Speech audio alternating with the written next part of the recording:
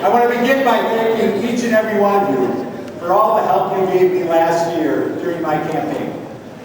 From every corner of this state, many of the people in this room opened up your homes, helped our campaign, and reached out what we all know is a very, very difficult political season. And my wife, Chris, and I, for the rest of our lives, will remember everything that you did.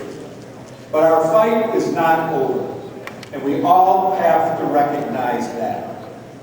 I also want to begin as the mayor of this city by welcoming you to our beautiful city. You can see we've arranged for some gorgeous weather for Democrats. I'm hanging in that. I could get that. There's a lot going on in the city, and we want you to have a great time. We know you're going to have a great time. And as you travel throughout the city, there's just some things I'm going to ask you to do. We've got wonderful restaurants, there's great music, there's a couple of bars here and there in the city, and have fun. But like most communities, we've got a little local customs that we'd like you all to abide by while you're here. And I know all communities have their own little local customs, but ours is really sort of special to us here. And here's what it is. We want you to have a great time in Milwaukee. But before you leave town, just take a minute. Just take 1 minute.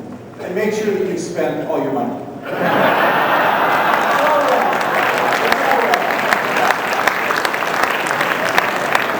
Well, it's been a long time since we've been together. And there's a lot that's already happened this year in Wisconsin. The Badgers went to the Rose Bowl. They had a great run. The Packers win the Super Bowl.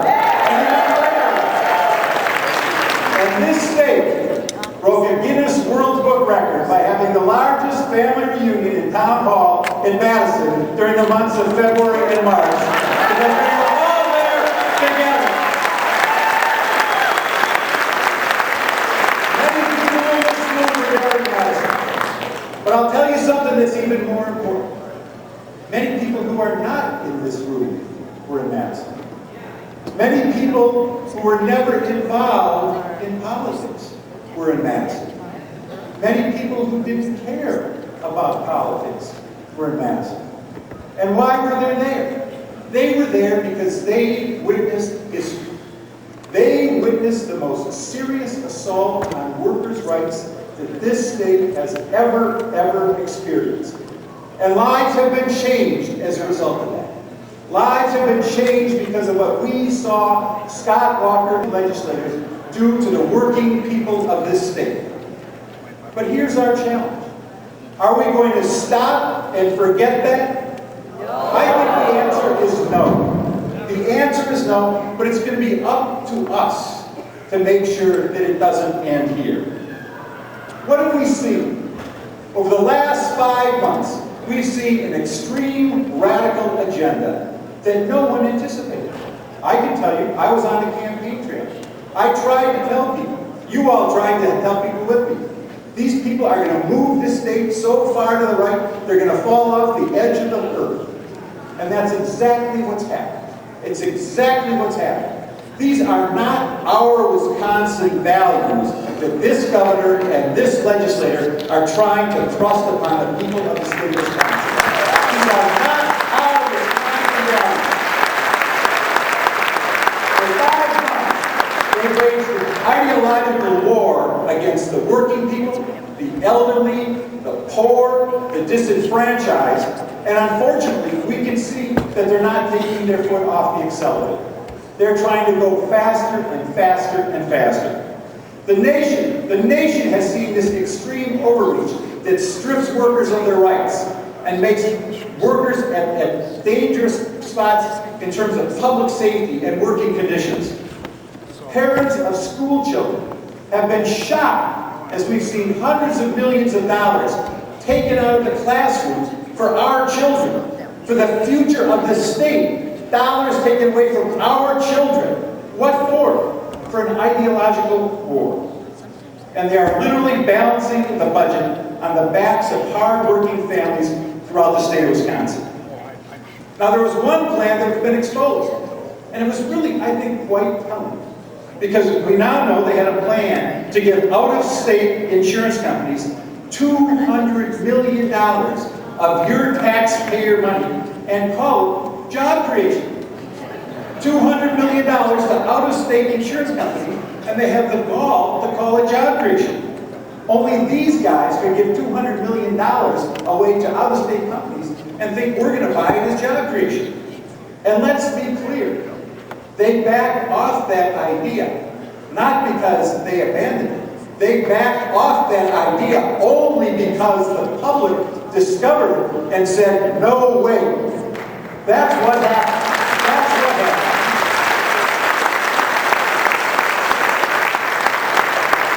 They have delivered devastating cuts to local communities. Cities and counties, towns have been harmed by the radical agenda of the Republicans. I and every other local official in this state need more money to repair our local roads and our potholes. That's what people are concerned about. Let's not take the money away from the local governments so people can get to work, to school. But that's exactly what they did.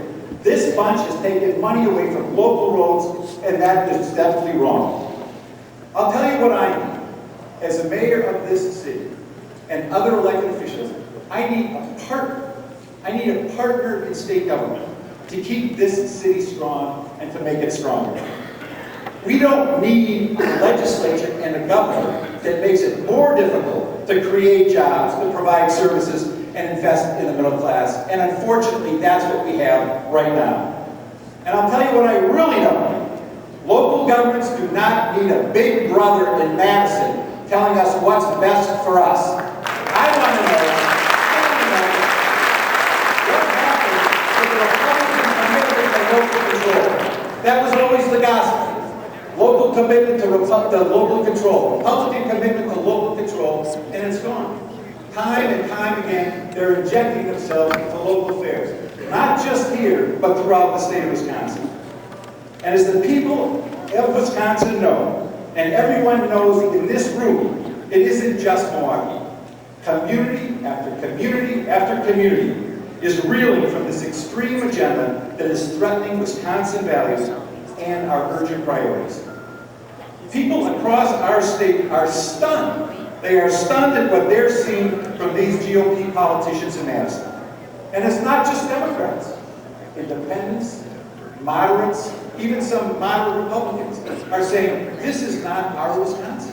This is not what we thought we were voting for. These are not our values. Our values are values that bring us together and not separate us.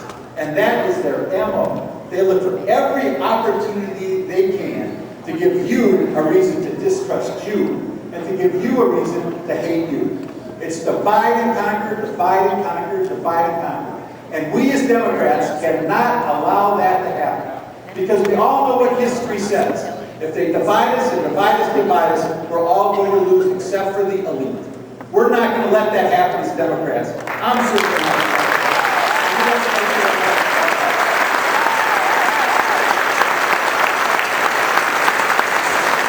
Everyone in this room knows that Wisconsin faces serious fiscal challenges. We must be fiscally responsible. We must cut waste. We must control taxes. And we must make sure there is no reckless spending. But we can't balance the budget on the backs of middle class and working families while giving millions and millions of dollars in tax breaks to millionaires and large corporations. We've seen it now. Look at these votes. Look at these votes that occurred in joint finance. Look at the governor's budget. Everyone is asked to sacrifice except the best off, the most wealthy people in the state. All of us. All of us in this room are asked to sacrifice, except for those who have been blessed to have all the great things happen to them in their lives. We as Democrats believe in shared sacrifice. We as Democrats understand that in difficult times we come together as a family. Their whole strategy is to divide us, divide us, divide us. And we cannot allow that to happen. Working families in this state have not lobbied for a raid on their school aids. Working men and women did not request that their hard-earned dollars be given away to scam corporations under the illusions of job creation. Middle-class Wisconsin is not demanding that guns be freely carried into church festivals, onto Little League fields, or into neighborhood cabins.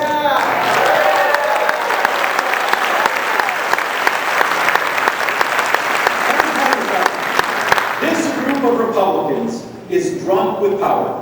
They have sold out the middle class and Wisconsin Valleys for a 12-pack of special interest group. Now is the time to sober them up.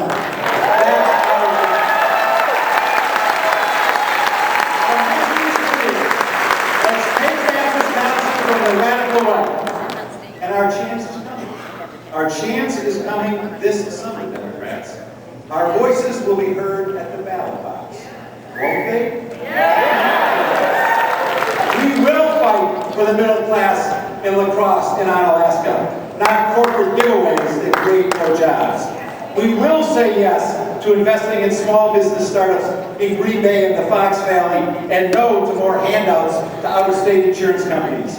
We will say yes to our seniors and the dignity they deserve for quality health care in Glendale and Germantown, and no to the power grab in Madison that would strip the people's power. We will say yes to kids, parents, and teachers by making education an investment in our future to be competitive in the Wisconsin Dells and Barrett, and no to the super rich looking for more tax loopholes so they don't have to pay their fair share of taxes.